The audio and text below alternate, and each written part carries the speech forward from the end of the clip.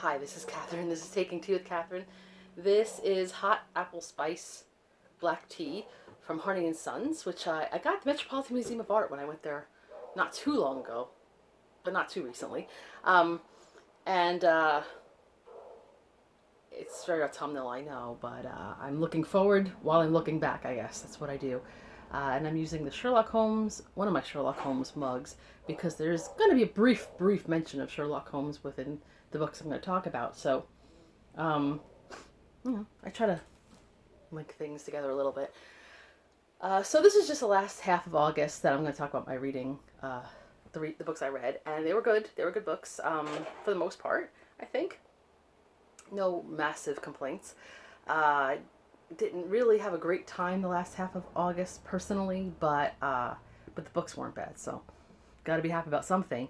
And yeah, the weather was not great, and having to be in the air conditioning reading is not the worst thing.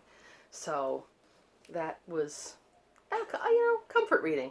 And that's mostly what I did. I feel like what I did mostly was, in a summer way, comfort reading, mostly.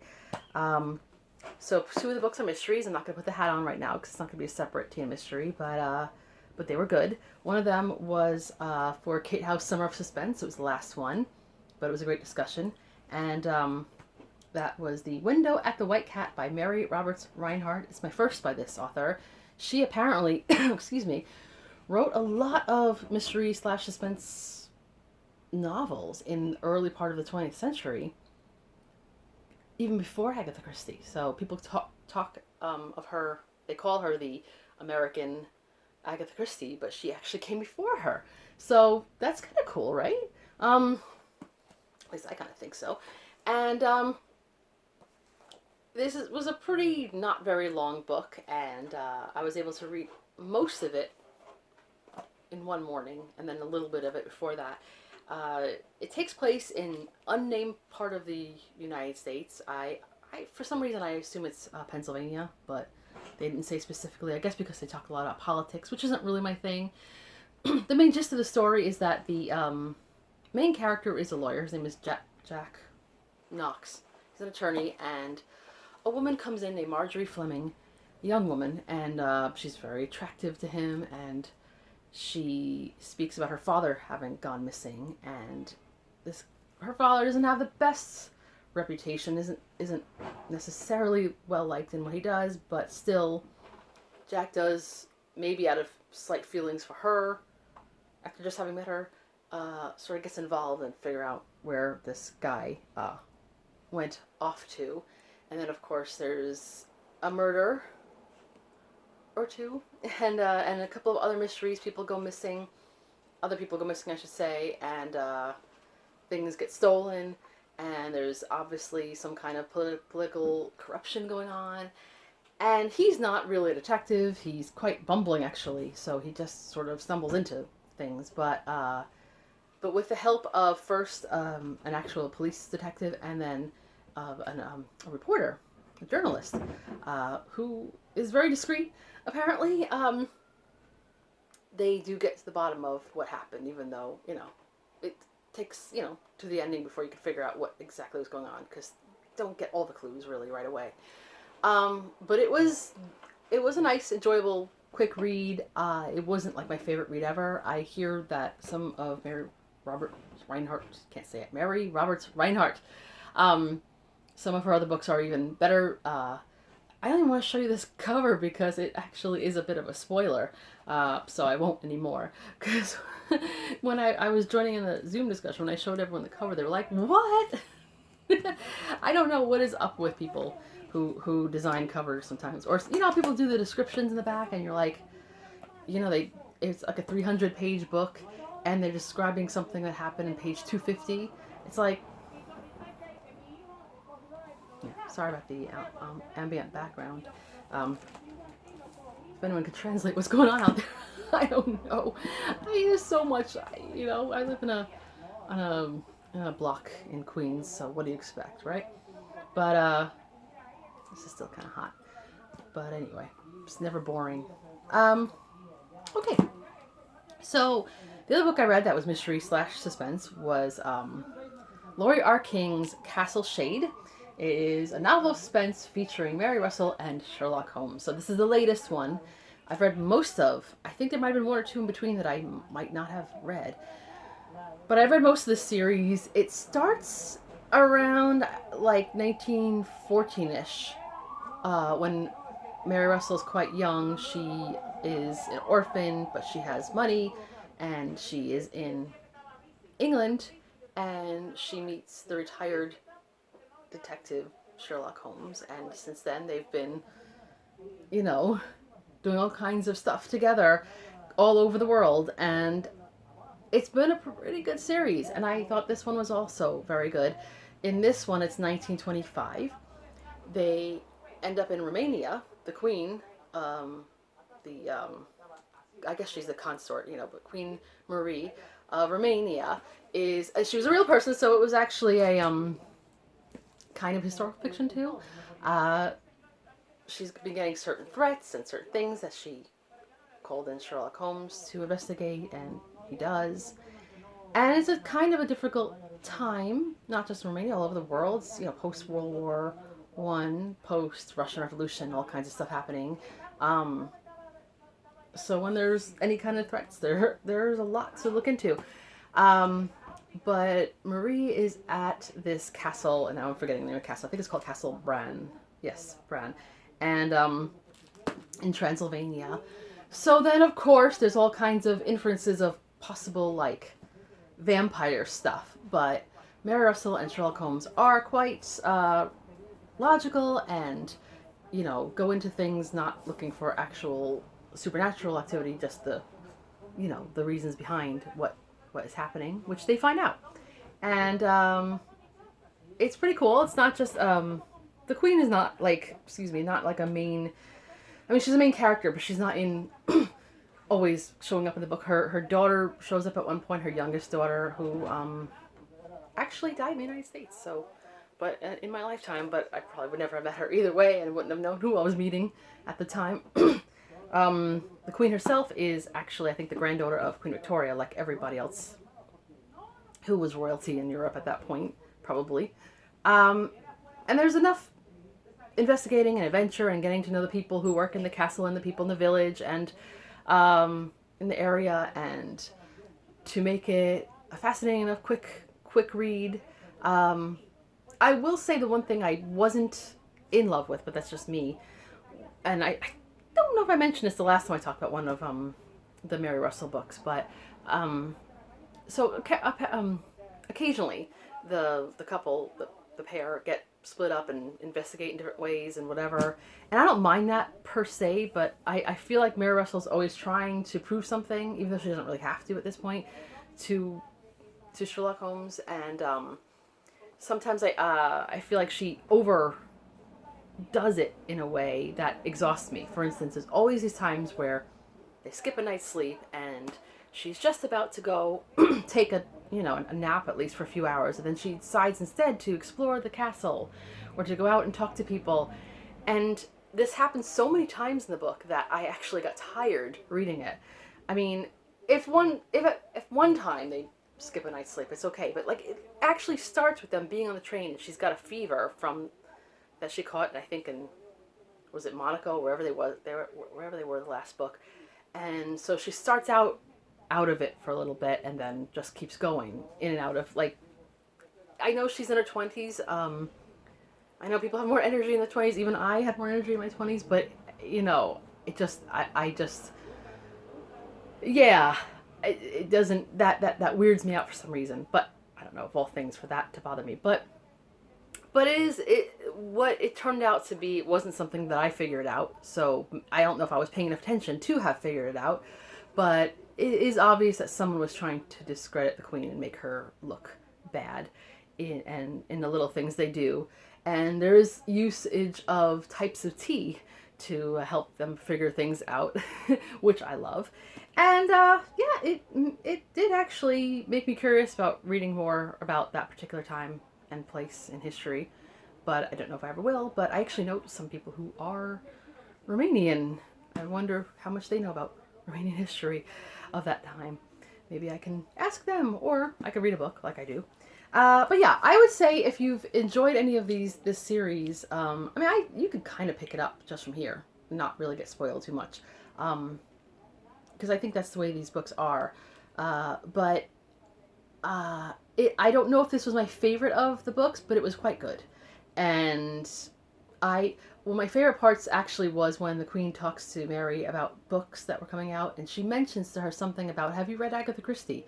And she's like, no, haven't. And I just kind of thought that was funny because, using real authors who actually knew the creator of Sherlock Holmes. It's like one of those things. But I also kind of thought, now this is in the mid-20s already. Agatha Christie was around. It wasn't that long before Agatha Christie was going to make her famous in, disappearance in, was it 26 or 27? So yeah, it's coming up. And I'm like, I wonder if Laurie King is going to actually incorporate that somehow, that disappearance, into this, because she could. She could do that. I don't know if she will. And I don't know if that would be weird, because when Agatha Christie disappeared, one of the people who were, called in to investigate was Sir Arthur Conan Doyle. So that might be a little weird.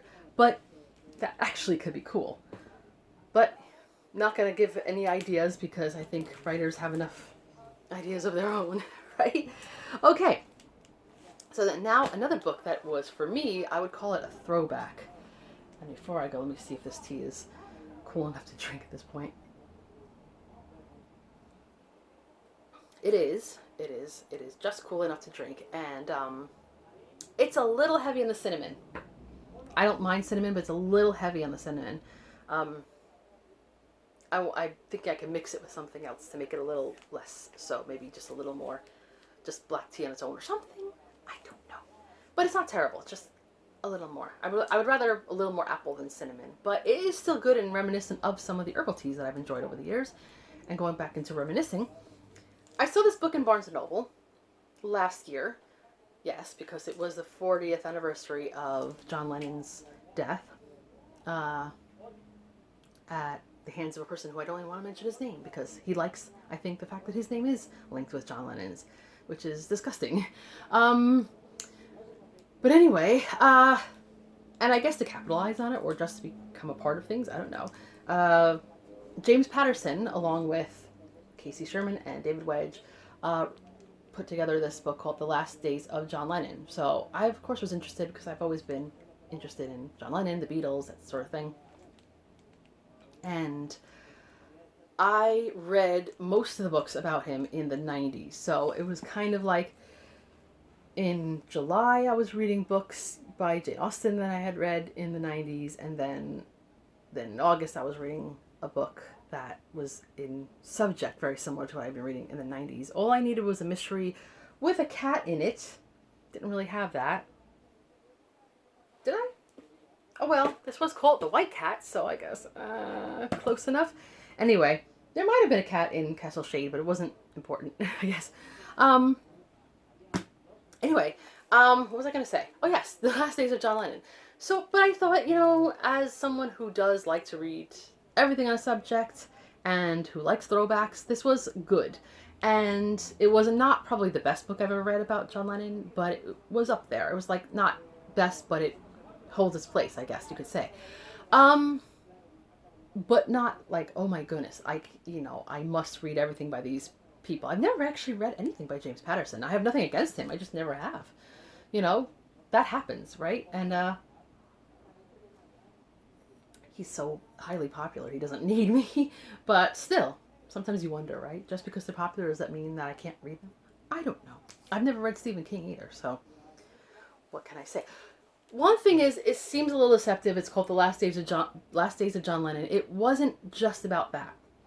There were chapters that would go kind of from the point of view of the killer of John Lennon when he got to New York and the days preceding and up to the killing of John Lennon and the arrest of this person and their trial, etc. And but it would go to those kind of chapters, and then it would go into something just fell. It would go into the story of John Lennon from when he joined the group that would become the Beatles up until his death. So it was good. It wasn't a full-on just a biography because it was told almost like a story, almost like a novel, but not quite. It wasn't like fictionalized, but it was told kind of like that from what they know of that whole situation.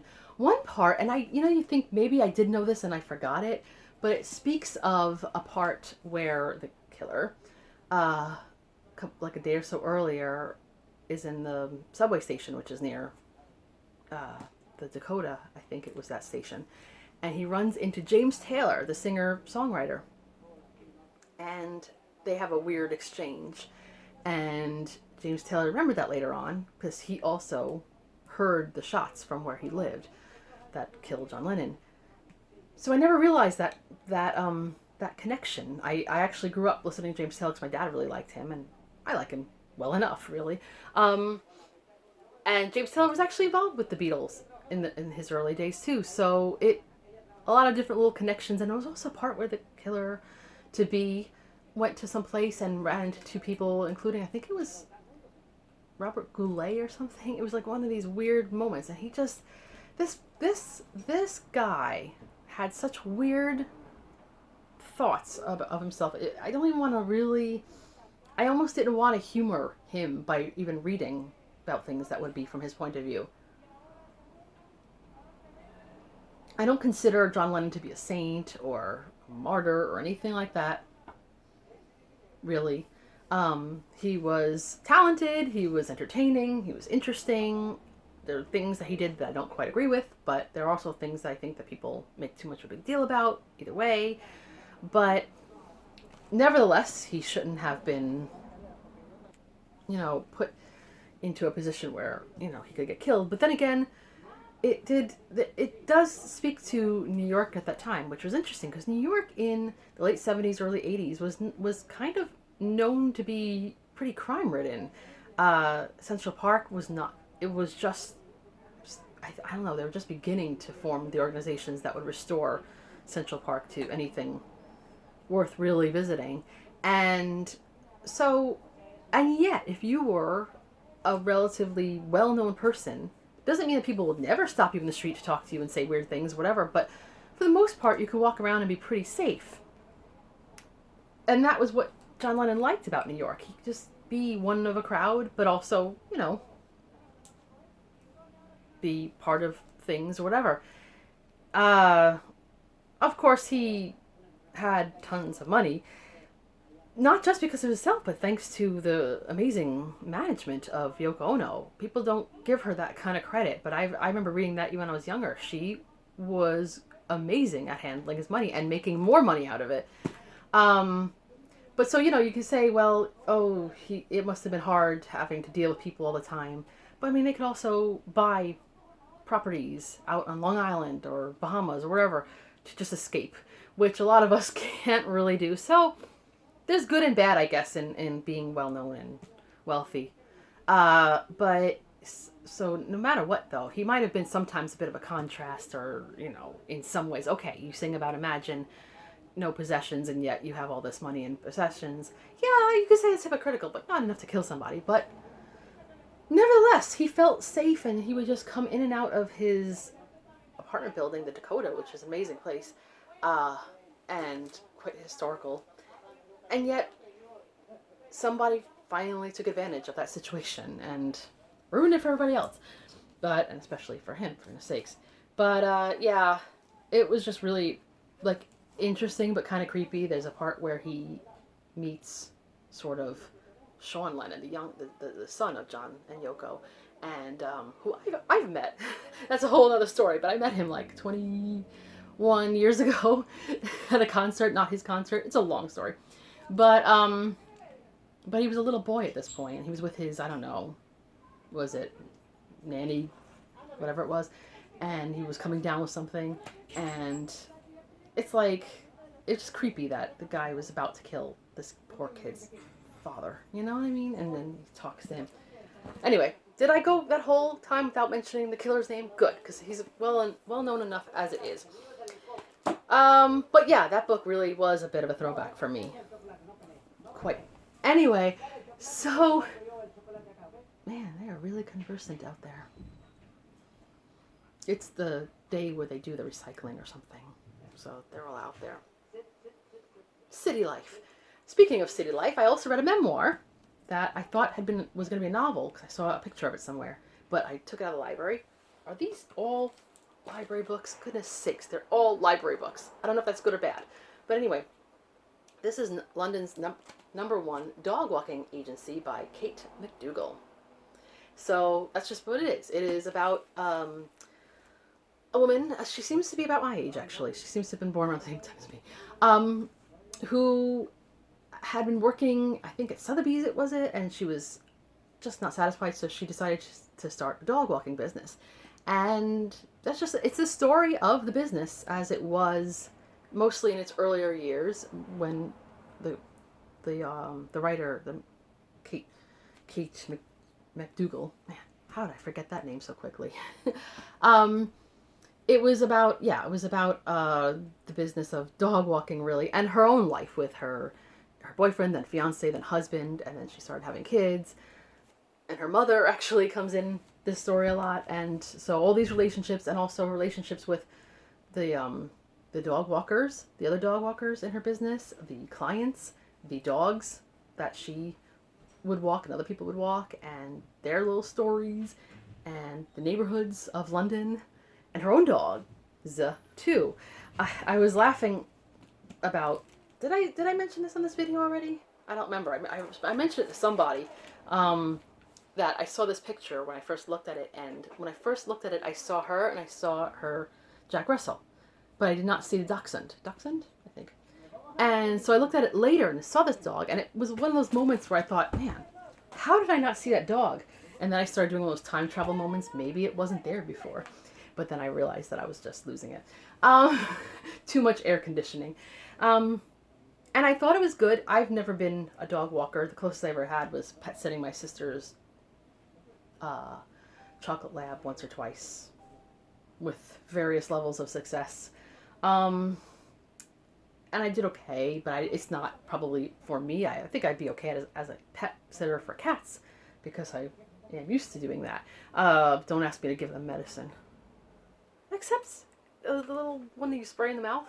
Whatever. I've managed to do that with all my beasts. They don't like it, but anyway. So it was good. I sometimes felt a little bit like she would tell stories about how she would sort of exaggerate when she was new, about certain things that happened and wouldn't mention the lack of experience thereof or whatever. And I never like any form of dishonesty in business, but I also I get where she was coming from. So if you are interested in London, if you are interested in dogs, if you had ever thought about what it would be like to walk dogs for a living for the average people, for somewhat wealthy people, for somewhat famous people, you might like this book. It was a good book. Now she doesn't live in London anymore. She lives in Oxfordshire. Yeah.